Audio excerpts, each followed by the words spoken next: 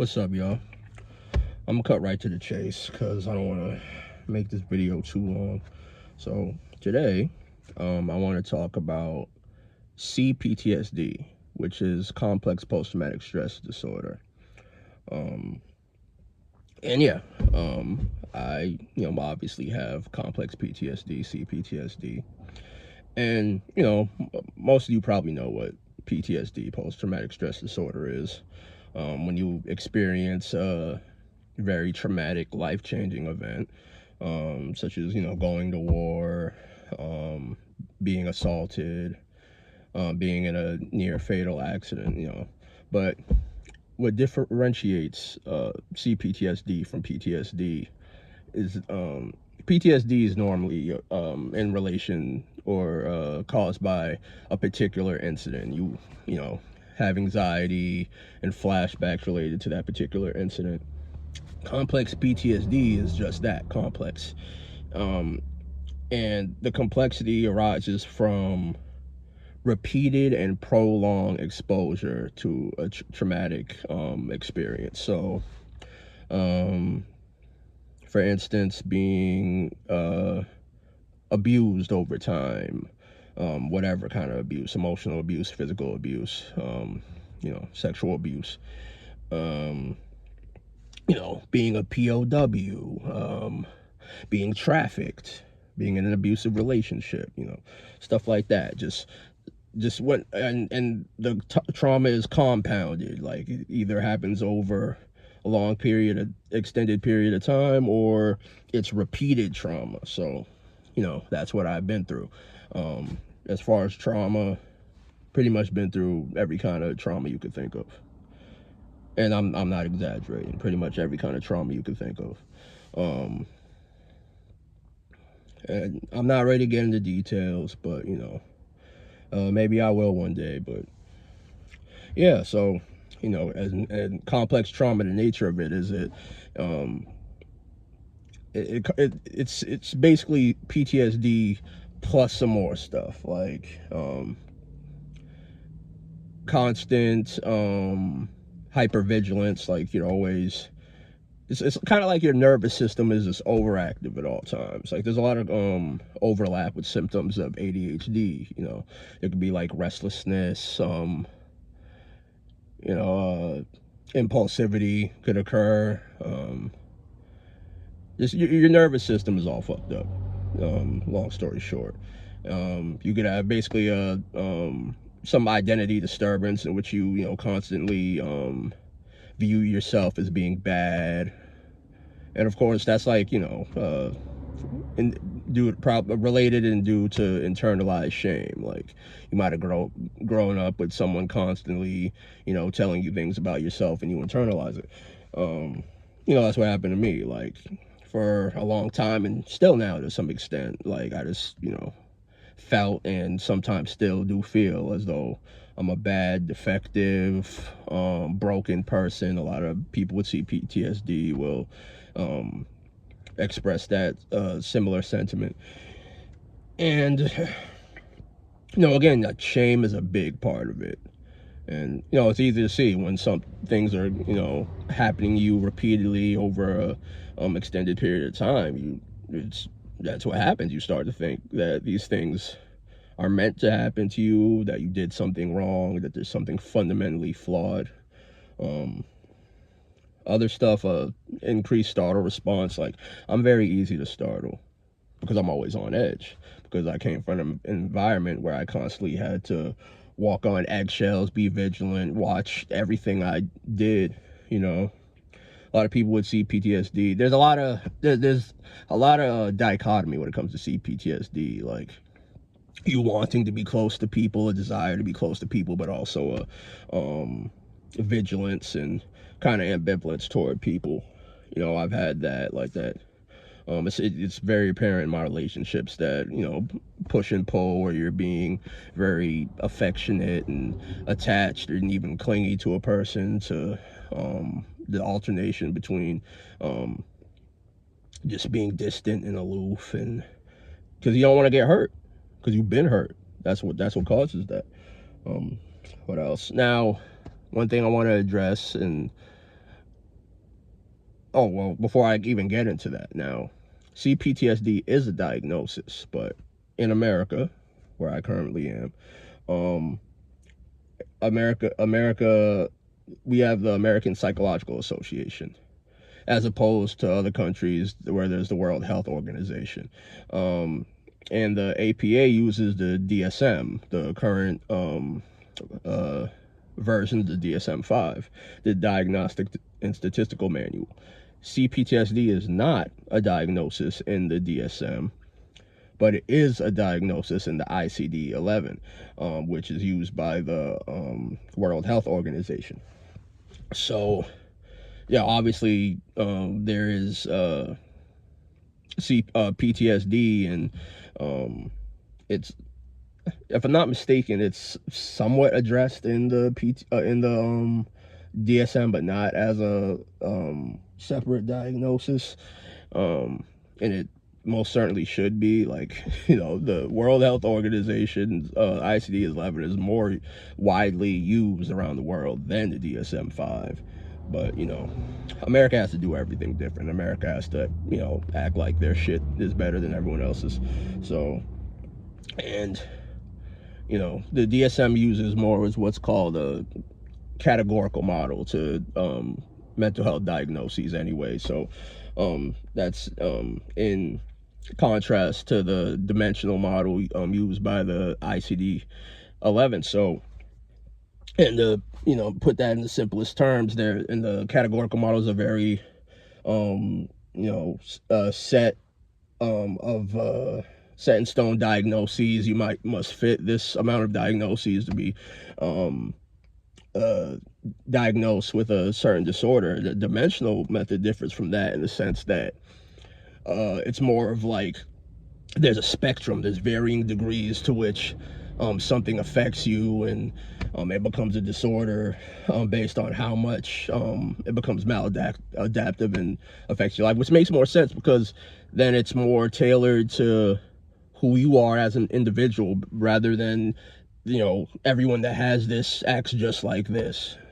And of course, like, neither is necessarily wrong, but I think they both need to be incorporated. But I digress greatly. So yeah, we don't have CPTSD like a lot of newer, because it's a newer concept in comparison to something like PTSD, obviously, and BPD, borderline personality disorder, which heavily, as far as symptoms and signs and manifestation goes, because even some people in the mental health psychological community don't even think that they're separate diagnoses. And that gets into a whole different thing. Like, personally, and a lot of people share the sentiment that if CPTSD was included in the DSM, it would like affect a lot of things, especially how things are diagnosed, and how guess what, money has something to do with everything when it comes to everything. So the way that you would bill insurance and everything would change. Everything would change, not just as far as CPTSD, but if we were to switch to a more dimensional model of looking at mental health diagnoses. But yeah, anyway, yeah, and CPTSD very much overlaps with BPD. Only thing is that, and because, all right, BPD is trauma is very much correlated with BPD, but trauma is not a diagnostic criteria to have BPD. You don't necessarily have to have trauma present, whereas CPTSD is obviously revolves around repeated prolonged trauma. To be honest, that's why I think the differences start and end, because other than that, I don't see anything that really, like, everything that I see that could occur in BPD, I see occurring in CPTSD, basically. Yeah, like, a lot of the behaviors, like, the comorbidity with depression and anxiety, the unstable sense of self, the unstable relationships, black and white thing that could all occur in C-PTSD, and I've experienced all that. Like, essentially, when I read the diagnostic criteria for BPD, like it just reads as someone saying how my personality is and like everything that I struggle with. And years ago, probably 10 years ago or even more now, when I first started getting into therapy, and I was explaining some things about to my therapist at the time about how I view the world. And there's a thing in with that's it's not necessarily just related to BPD, but it's a hallmark of it. It's called splitting. Now, it's you kind of viewing things in a black and white sense. Like, you might love a person, idealize them, and like just put them on this pedestal. But when they do something that contrasts with your view of them, you split. So you start to see them as all bad, and you devalue them. And because I remember explaining to a therapist that I do this, and she was like, oh, maybe you have some BPD traits. Now, BPD is a very stigmatized disorder. Like, I worked in mental health for years now, and in my experience, like, one of the worst things you could do is call somebody borderline. It's almost like a insult. You have BPD, certain therapists don't even want to work with you. So